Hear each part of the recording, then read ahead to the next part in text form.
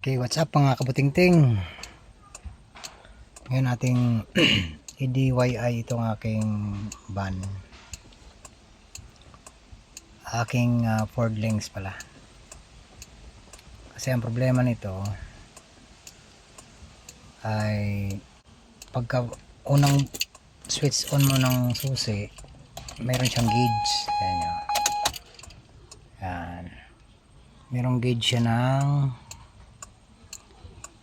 fuel tsaka gumagana siya. Ngayon once na i-start mo na siya, bababa na yan.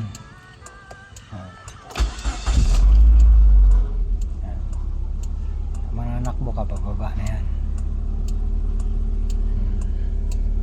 Tapos yung revolution niya, yung kanyang RPM tinataas.